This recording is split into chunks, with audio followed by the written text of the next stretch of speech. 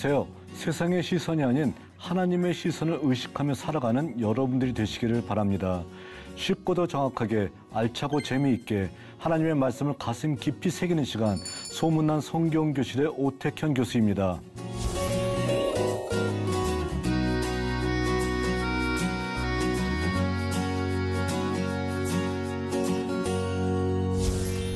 지난 시간에 나눈 내용을 기억하시나요? 저희들은 아사왕과 산당에 대해서 살펴봤습니다. 아사왕은 종교개혁을 단행하고 정말 하나님의 말씀에 부합되게 살았던 사람이지만 그의 말년에 저지른 잘못으로 말미암아서 용두사미와 같은 어떤 모습으로서 그의 인생이 끝났던 것을 우리가 확인할 수 있었습니다. 우리는 시종일관 하나님의 모습, 하나님의 말씀을 따라서 끝까지 살아가는 성도들이 되어야 된다는 교훈을 우리들에게 주는 말씀이라고 얘기할 수 있습니다. 오늘 우리가들이 함께 나눌 내용은 오므리 왕과 북왕국의 번영입니다. 여러분들은 오므리에 대해서 어느 정도 알고 계시나요? 아마 오므리에 대해서도 여러분들이 잘 알고 계시지 못할 것입니다. 오히려 오므리는 다른 어떤 고대 근동의 역사에서 아주 극찬을 받고 있는 사람이 바로 오므리라는 사람입니다. 자, 그러면 오므리의 잘못은 무엇일까요? 오늘 함께 저희들이 말씀을 나누고자 합니다.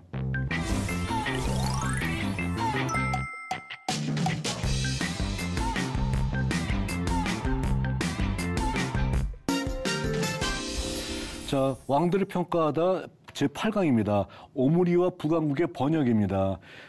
북이스라엘의 역사 가운데서 가장 번영한 시기가 언제이냐라고 얘기한다면 두 왕을 들 수가 있습니다. 바로 오므리 왕이고요. 또한 주전 8세기에 다스렸던 여로보암 2세. 자, 느바세 아들 여로보암이 아니라 다른 사람이에요. 여로보암 2세 당시가 가장 번영했던 시기라고 얘기할 수 있을 거예요. 자, 그런데 오므리 왕은 신명기 역사서에서 그렇게 강도 있게 다루질 않고 있습니다. 깊이 있게 다루질 않아가지고 자, 오므리 왕에 대해서 우리는 그냥 오므리는 수도를 옮긴 사람인가 보다. 또 아합의 아버지라고 했었네. 이 정도로만 단순하게 우리들이 오므리에 대해서 짚고 넘어가는 경우가 많이 있다는 겁니다. 그런데 그 정도로 오므리는 단순한 사람은 아니었다는 것입니다. 오늘은 오므리 왕에 대해서 자세하게 살펴보도록 하겠습니다. 자, 여러 번 얘기하지만 지리적으로 봤었을 때 북왕국이 남북 어떤 왕조 가운데서는 북왕국이 훨씬 유리했었다는 겁니다. 한 번 더 설명드리면요. 북왕국은 바다로 나갈 수 있는 여러 통로를 가지고 있었었고요. 그리고 자, 어떻게 되나요? 다마스커스로부터 이집트로 가는 그 바닷길, 그리고 다마스커스에서 저 밑에 에일랏, 홍해까지 이르고 있는 왕의 대로 이 두 개의 도로를 관할하고 있었기 때문에 북왕국은 굉장히 남왕국에 비해서 지리적으로 개방적이 될 수 있었고요. 또 경제 교류가 활발하기 때문에 굉장히 많은 물물 교류를 통해서 그의 어떤 국가가 번영할 수 있었던 토대를 마련할 수가 있었다는 것입니다. 자, 이랬던 북왕국이 혹시라도 여기 있는 아람의 영토에 있었던 다메섹, 우리가 현재 지명으로는 다마스커스라고 부르고 있죠. 이 다메섹을 지배할 때가 된다라고 하게 되면 어떻게 될까요? 자, 한마디로 이 바닷길과 왕의 대로를 원천적으로 다스릴 수 있기 때문에 그때가 최고의 전성기라고 얘기할 수 있는데 바로 오므리 왕 때 다마스커스를 점령하고 여기를 지배하고 있었다는 겁니다. 자, 그러니까 어떻게 될까요? 오므리 왕은 북왕국의 최고의 전성 시기를 구가했었던 그런 왕이었다라고 얘기할 수 있다는 것입니다. 자, 오므리 왕 어떤 사람인가 볼까요? 오므리에 대해서 성경은 이와 같이 얘기하고 있습니다. 수도를 디르사에서 사마리아로 옮긴 사람이었다 얘기합니다.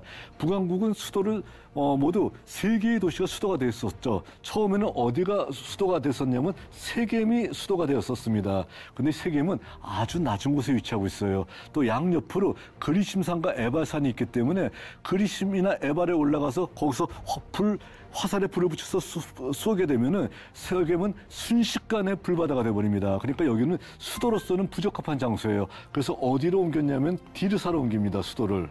그런데 이 디르사는 높은 곳에 위치하고 있긴 하지만 많은 사람들이 살기에 물이 좀 턱없이 부족해요. 그래서 안전하면서도 물이 많고 또 충분하게 자기를 지킬 수 있는 요새화된 성읍을 찾다가 오므리 왕이 수도를 사마리아로 옮기게 되었었고요. 그리고 그 사마리아에서 왕국이 멸망할 때까지 바로 사마리아가 수도가 되었다는 것입니다. 그러니까 수도를 천도했던 사람이 오므리였었기 때문에 이 업적도 굉장히 크다라고 얘기할 수 있을 것입니다. 것입니다. 자, 그런데 신명기 역사에서는 다음같이 평가를 하고 있네요. 이전 사람보다 더욱 악을 행했다. 자, 어떤 악을 행했는지는 얘기하지 않습니다. 그런데 더욱 많은 악을 행했던 사람이다 얘기하고 있다는 거예요. 그러니까 오므리는 굉장히 우상 숭배도 많이 하고 또 사랑과 정의의 공동체에서 강조하고 있는 굉장히 여러 가지 사회적 약자를 돕는데 그 약자를 돕는 일을 등한시했던 사람이 아닌가라고 저희들이 추정할 정도로 많은 악을 행했던 사람이라고 얘기할 수 있습니다. 또 북이스라엘 왕을 평가할 때 언제나 등장하고 있는 메시지, 느바세 아들 여로보암이 저를 떠나지 아니하였다라는 이 평가를 받고 있습니다. 다시 얘기해서 베델과 단의 금송아지 신전을 아직도 그대로 세워놓고 그것이 하나님인 줄 알고 그 베델과 단의 금송아지 신전에서 분향하고 거기서 예배 드렸던 사람이다라는 것입니다. 자, 그리고 오므리 왕의 더더욱 커다란 문제는 무엇이냐면은 아합의 아버지였었다는 거예요. 아합의 아버지. 이스라엘 역사 가운데 가장 악한 사람이 아합이라고 우리는 보고 있는데 그 아합의 아버지였었습니다. 그리고 되게 결혼은 어떻게 하는 건가요? 아버지가 시키잖아요. 자, 바로 오므리 때 누구와 결혼을 시키냐면은 정략 결혼을 통해서 이세벨과 결혼을 시켰다라는 겁니다. 그러니까 북이스라엘을 바알의 소굴로 만들었던 이세벨이 누구 때문에 아합과 결혼했냐면 오므리 때문에 결혼을 했다라는 거예요. 자, 그러니까 오므리 왕에 대해서 이전 사람보다 더욱 악을 행했다라고 하는 신명기 역사의 평가는 우리가 어느 정도 이해할 수가 있을 것 같습니다. 그는 정말 악한 왕이었었구나라고 우리가 생각을 할 수 있다는 겁니다. 그런데 우리 이렇게 한번 생각해 볼 거예요. 성경이 아닌 일반 역사의 기록이었다면은 오므리는 북이스라엘의 최고의 왕으로 평가되지 않았을까 이렇게 생각을 한다는 겁니다.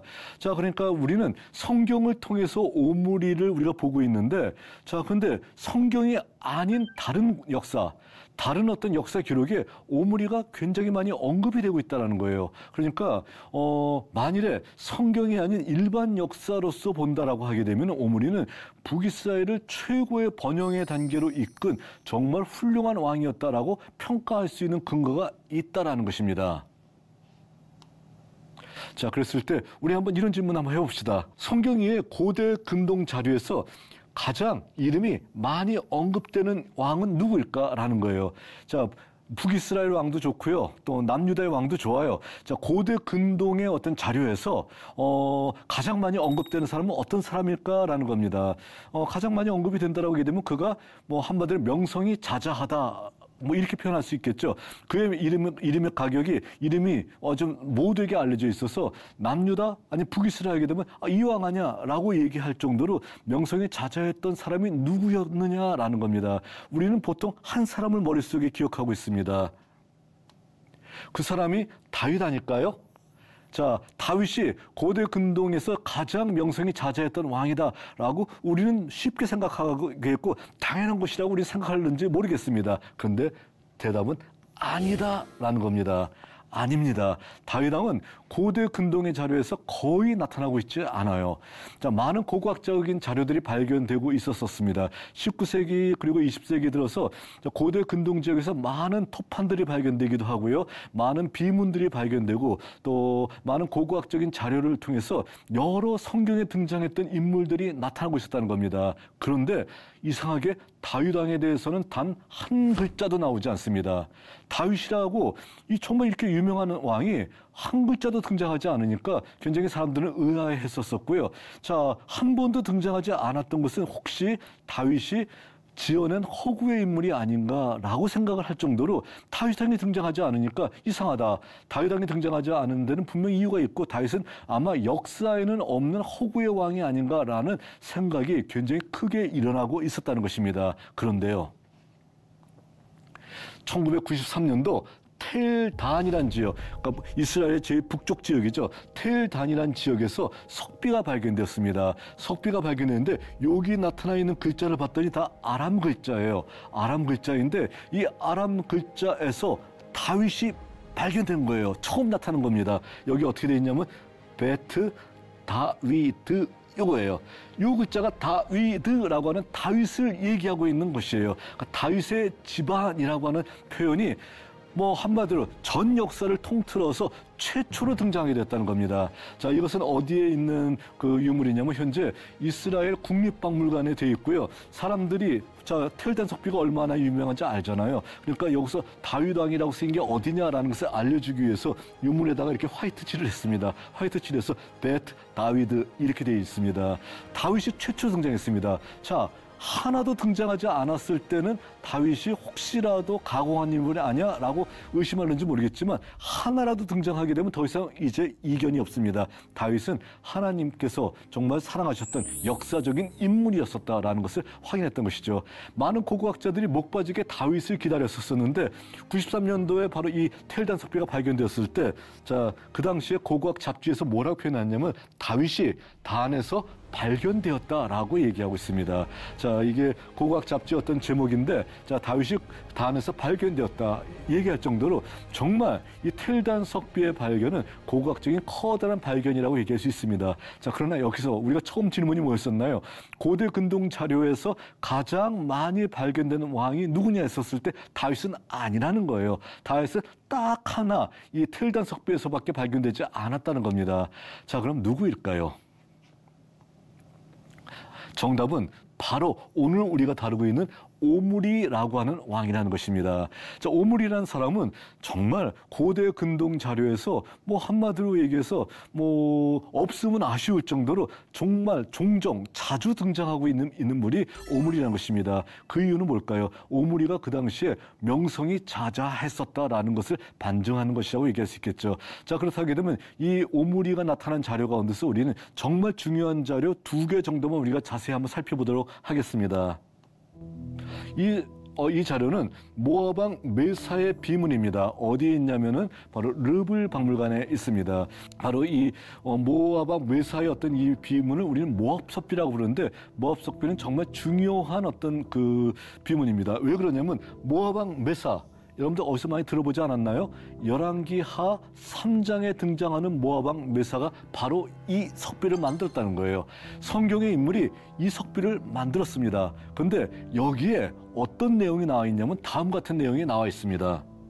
그모스가 그 땅에 대해서 분노를 품었기 때문에 자, 이스라엘 왕 오므리가 모압을 오랫동안 지배했다라는 거예요. 그러니까 오므리라고 하는 왕이 모압을 오랫동안 지배했다는 거예요. 그런데 이유가 뭐냐면은 그모스가 모압 땅에 대해서 그모스는 모압의 신이잖아요. 우리 신이 우리가 범죄해서 분노해가지고선 자, 이스라엘 왕 오므리의 손에 우리를 맡겼다라고 얘기하는 겁니다.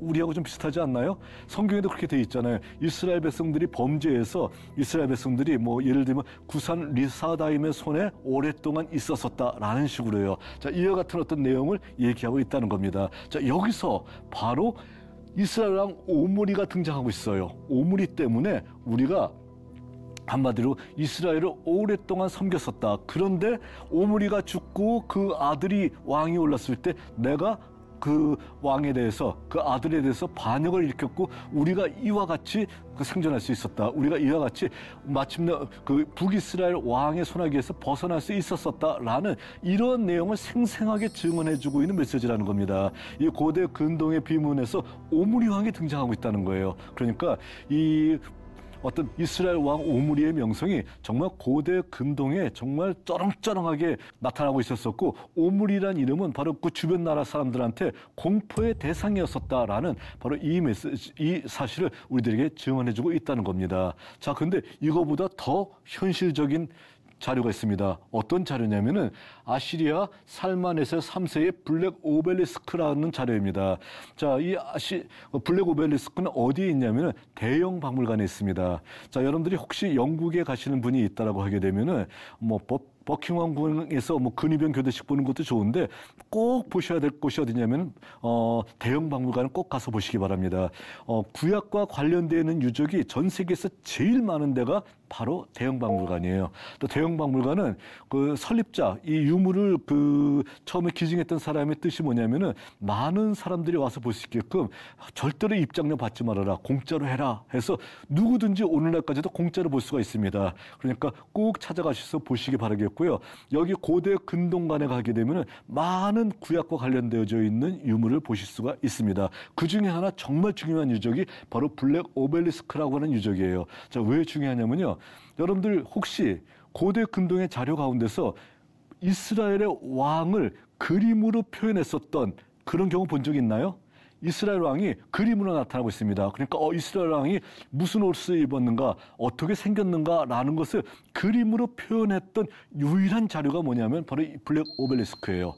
자, 그럼 여기서 요 장면인데요. 요 장면이 어디 등장하고 있냐면 확대해서 봤더니 이렇게 등장하고 있습니다. 자, 누가 보다도 이 사람이, 요 사람이 그 아시리아의 살마넷의 3세 같아요. 그리고 난자 코를 엎드리고 엉덩이를 하늘로 올리면서 절하고 있는 사람이 있습니다. 이 사람이 바로 이스라엘 왕이에요. 누구냐면은 예후라는 왕입니다.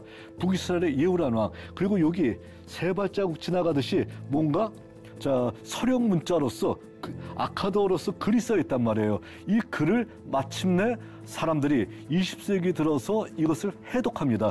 해독해서 살펴봤더니 뭐라고 나와 있냐면은 오므리의 아들 예후가 조공을 바쳤다라는 기록이 나와 있어요. 그러니까 아까 살마넷의 3세는 우리가 벌 수 있는데 거기에 고개를 숙인 사람이 누구냐면은 바로 예후라는 겁니다. 예후가 조공을 바치고 있는 장면을 표현하면서 오므리의 아들 예후가 조공을 바쳤다라고 표현을 하고 있다라는 것입니다. 자, 그러니까 어떻게 되는 거예요? 오므리의 아들 예후 이렇게 표현하고 있는데 좀 이상하긴 합니다. 왜 이상하냐면은 우리가 알다시피 예후는 오므리 아들이 아니에요. 오므리 자손이 아니라 오므리 자손을 멸망시킨 사람이에요. 그러니까 오므리 자손이 있을 때 오므리 자손에게 군사 반란을 일으켜가지고서 오므리 자손을 몰아내고 또 이세벨을 성에서 던져서 죽이고 그리고 완전히 예후 왕조를 시작했던 사람이 예후라는 사람입니다. 자, 그런데 아시리아 왕은 예후를 오므리의 자손으로 보고 있다는 겁니다. 자, 그러니까 북이스라엘 왕 하게 되면 아시리아 왕의 입장에서 봤었을 때는 북이스라엘 왕이야? 그 오므리 자손 아니야? 얘기하고 있다는, 생각하고 있다는 거예요. 그러니까 북이스라엘 왕의 대명사로서 생각하고 있는 것이 누구냐면은 오므리예요. 그러니까 북이스라엘 왕들은 다 누구 자손이라고 보고 있는 거예요? 오므리의 자손이다라고 생각하고 있다는 겁니다.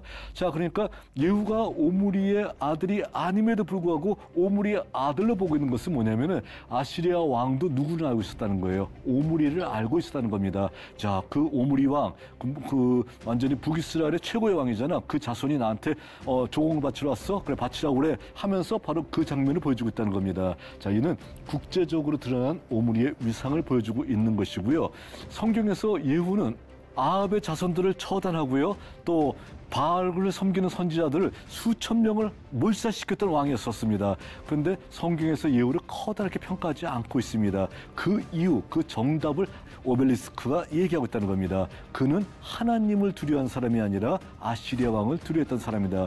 그에게 땅에 코를 쳐박고 절했던 사람이다 라고 평가를 하고 있기 때문에 훗날 선지자들은 예후를 가리켜서 사륙을 저질렀던 사람이다 라고 정말 나쁜 평가를 내리고 있음을 우리가 볼 수 있다는 것입니다. 자, 그러니까 여하튼 간에 자, 우리가 모압 석비를 통해서도 그렇고요. 블랙 오벨리스크를 통해서도 그렇고요. 북이스라엘 왕의 대표적인 사람이 누구냐 하게 되면은 오므리다라고 아시리아 왕도 인정할 정도로 오므리가 했었던 어떤 그런 그 공적은 어마어마했었다라는 것을 우리가 볼 수 있다는 것입니다. 하지만 자, 세상의 역사는 세상의 역사예요. 신명기 역사에서 오므리 왕의 평가는 매우 박합니다. 자, 이렇게 위대한 일을 했었다. 또 이스라엘을 그렇게 번영하게 만들었다. 다 필요 없어요. 됐고 하는 거예요. 자, 신명기 역사는 자기의 평가 기준에 의해서 평가합니다. 그랬을 때 오므리 왕의 평가는 박할 수밖에 없었다라는 것입니다. 오므리 왕은 어떻게 평가를 할까요? 오므리는 영토를 확장시키고 북이스라엘을 최고의 번영으로 이끈 왕이었었습니다. 그런데 하나님 앞에서 우상 숭배와 악을 행했던 왕이었다는 겁니다. 자, 어쩔 수 없다는 거예요. 아무리 나라를 부강하게 만들었던 사람이라 할지라도 하나님 앞에서 그가 악을 행했었고 우상 숭배를 했다라고 하게 되면 어떻게 이 사람을 좋게 평가할 수 있나요? 절대로 좋게 평가할 수 없다라는 겁니다. 자, 그러니까 이 사람은 악한 왕이었을 따름이다라고 신명기 역사는 평가하고 있다는 겁니다. 또한 오므리는 여전히 베델과 단의 금송아지 신전에서 예배드리는 제2중앙화를 지키지 못한 왕이었다는 겁니다. 자, 그러니까 오므리 왕 하게 되면은 뭐 이 정도로 훌륭한 일을 했었다라고 하게 되면 나라를 번영하게 했었다라고 하게 되면 제2중앙화를 과감하게 분쇄하고 파괴하고 그리고 다시 중앙 성소를 지키기 위해서 우월한 어떤 입장에서 북쪽 사람들이 남쪽 왕들과 평화 협정을 체결하든지 해도 될 수 있는 어떤 문제인데 그렇게 하지 않고 있고 철저하게 베델과 단의 금송아지 신전에서 예배를 드렸다는 거예요. 그러니까 느바세 아들 여로보암의 절을 떠나지 못한 왕이었다라는 이런 어떤 평가를 받았던 사람이 바로 오므리 왕이라고 얘기할 수 있다는 것입니다. 자, 그리고 그는 정략 결혼으로서 정치적 안정을 꾀했습니다. 자, 우리가 솔로몬 때도 살펴봤었지만 많은 사람들이 정치적 안정을 꾀하기 위해서 정략 결혼을 실시합니다. 주변의 나라 공주들과 자기가 결혼을 하든지 아들과 결혼을 시키게 만듭니다. 그렇게 되면 어떻게 되나요? 최소한 그 나라에 공주가 있는 동안에는 그 나라와 전쟁을 하지는 않을 것이다. 또 좋은 관계를 유지할 수 있다라고 생각을 했던 겁니다. 그런데 반대급부적으로 어떻게 됩니까? 솔로몬 때와 똑같이 그들이 섬기는 종교, 그들의 나쁜 가나안의 문화들이 함께 이스라엘에 들어와서 이스라엘로 하여금 혼합 종교의 양상을 띠게 만드는 그런 범죄를 저지르게 만들게 됐다는 것이죠. 이랬었을 때 오므리 왕은요, 시돈 여자 이세벨과 그의 아들 아합을 결혼시켰다는 겁니다. 어떻게 될까요? 시돈 여자 이세벨은 한마디로 다른 어떤 여인들과 비교해 봤었을 때 훨씬 더 악한 사람이었었습니다. 자기만 섬기는 것이 아니라 이스라엘 전체를 완전히 우상의 소굴, 바알의 소굴로 만들었던 사람이잖아요. 그러니까 이런 사람을 데려와서 정략 결혼을 통해서 국가를 안정시켰다라고 하지만 하나님 편에서 봤었을 때, 역사가 편에서 봤었을 때 어떤 건가요? 이로 말미암아서 오히려 나라가 훨씬 더 백척간두의 위기 속에 빠질 수밖에 없었다라고 평가를 하고 있다는 겁니다. 이런 오므리 왕의 평가는 좋게 내릴 수가 없다라는 것이 신명기 역사의 일관된 어떤 판단이었다라고 볼 수 있다는 것입니다. 자, 그랬을 때 우리가 결론을 내리겠습니다. 결론적으로 봤었을 때 객관적인 역사와 성경의 역사는 오므리에 대해서 극단적인 다른 평가를 내리고 있다는 겁니다. 객관적인 역사로 본다라게 되면 오므리 왕은 어떤 왕이라고 얘기할 수 있습니까? 자, 고대 근동의 많은 자료에서 이미 나타나 있었습니다.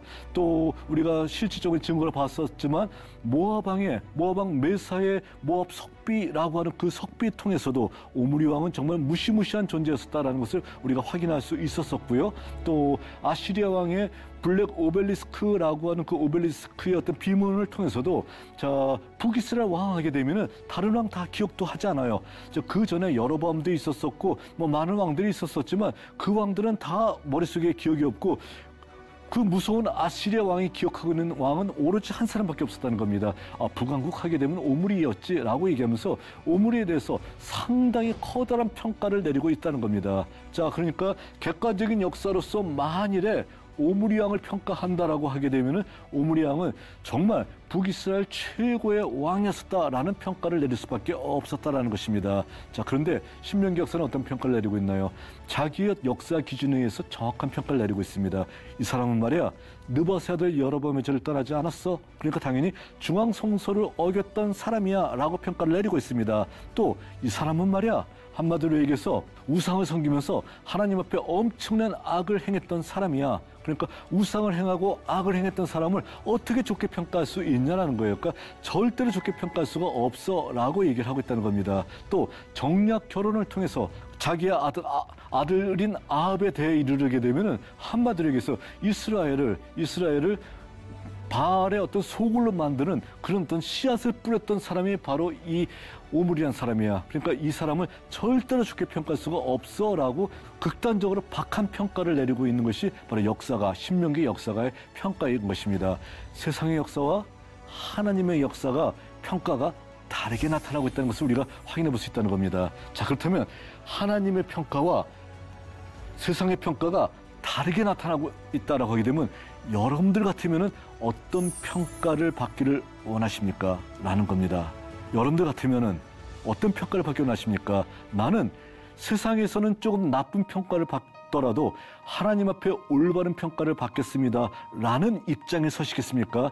아니면은 나는 하나님 앞에 좋은 평가를 받는 것은 관심 없어. 나는 세상에서 잘 살고 세상에서 온갖 부귀영화를 누리고 세상의 역사에서 좋은 평가를 받기를 원해 하면서 세상의 편에 서시겠습니까? 이 둘 중에 하나를 선택하라라는 것이 바로 오므리 왕을 통해서 우리들에게 알려주고 있는 메시지라고 얘기할 수 있습니다. 수많은 사람들이 세상의 평가를 따라가고 있습니다. 뭐 우리가 교회를 얘기할 때 거기 교회 몇 명 모여 얘기하고 있지? 그 교회 하나님의 진리의 말씀이 그 교회에 있어? 라고 평가하지 않고 있잖아요. 잘못된 평가라는 겁니다. 그러니까 절대로 이런 평가 내리지 말아야 된다는 거예요. 우리는 어느 편에 서야 될까요? 하나님 편에 서야 된다는 것입니다. 오므리왕 같이 잘 된다 할지라도 이것을 부러워할 필요 없다는 겁니다. 하나님 앞에 올바른 평가를 받을 수 있는 우리가 되어야 된다는 것을 우리가 꼭 기억해야 된다라는 것입니다. 오늘 시간은 여기까지 마치도록 하겠습니다.